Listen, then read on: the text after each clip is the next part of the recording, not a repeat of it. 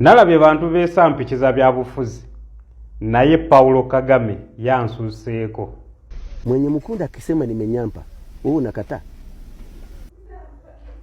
Mu mwaka gwa 2009 atuuza Congo n'akabinja ka CNDP akabayekera akali kakulirwa Lulenta Nkunda omutuusi omunyarwanda eyali ateekebwamu ssente Kagame ne bakola treaty ne basayininga treaty ey'okuzza emirembe mu Congo.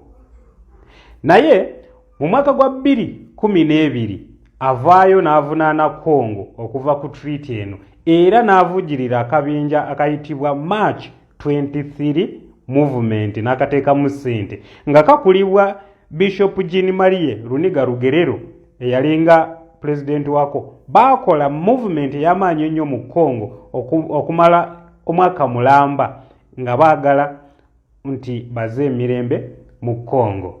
Akabinja kano kamala ne kafuuka abayeekera naye Kagame abuleminga Uganda okuba nti yevugirira akabinja kano okukateeka mu ssente. These leaders of M23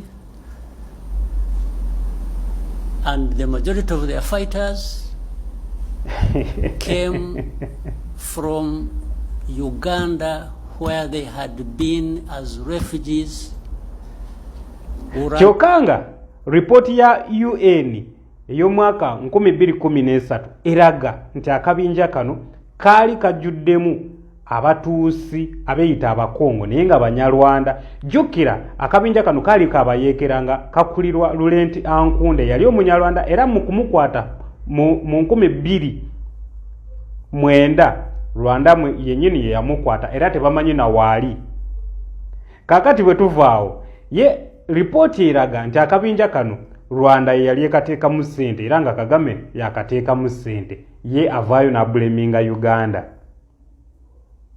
Bw'amala okubleminga Uganda tewayise kaseera kawera nga mu 2017 nga akabinja kano kazzeemu okukola ennumba zaako mu Eastern Kivu, mu North Kivu province Ebunagana ne Goma. Addamu n'anenya Felix Tshisekedi olw'okuba mbu teyalondebwa era akalulu yabbakabbe nti kyekiremezza olutalo luno. Sooka omuwulire. This man Tshisekedi was never elected first. He didn't at all, and you know it. So I'm not telling anyone. Only that you don't talk about it publicly, I'm talking about it publicly. That's the only difference. You know it. The second time, nothing happened, and you know it.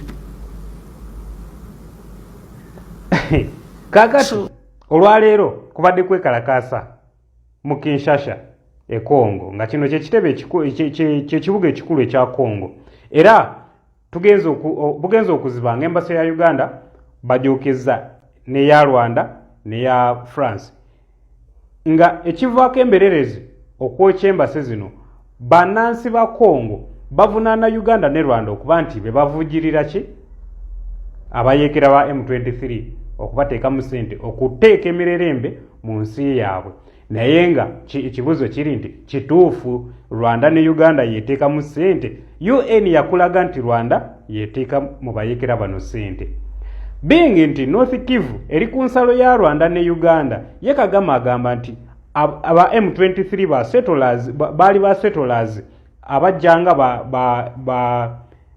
abanoonyi b'obubudamu mu Uganda nti be bamala ne boganizinga ne baddamu okulumba Congo. Naye yo UN ekulaga nti Kagame ye yateeka mu ssente. Nga tuvuddeawo waliwo research eraga nti Kagame ne genocide yali mu Rwanda, Tutsi being the smaller tribe, they were disadvantageous. Naye ye okuba Mutuusi yajja n'aleeta genocide mu Rwanda by then olw'okuba nti yali ayagala akwata obuyinza by force.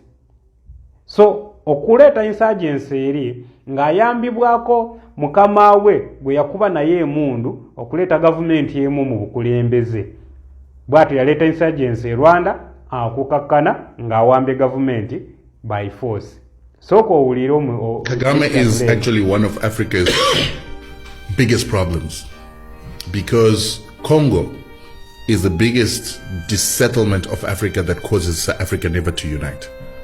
And Kagame is the reason why we've got the Congolese kyovudde struggle. olaba William Ruto owa Kenya ye yavuddeyo n'akugamba nti olutalo luno okuggwa luli wakati wa Kagame ne Felix Tshisekedi owa Congo nti balina okutuula ku meeza bateese for peace to reign in Congo gw'osuubira kyekinaaleeta emirembe mu Congo.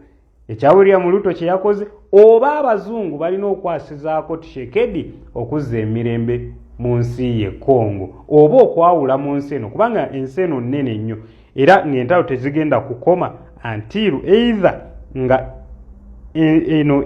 North Kivu province bagifudde ensi endala. Bampira lyo 256 wama bankumira takumira mpeera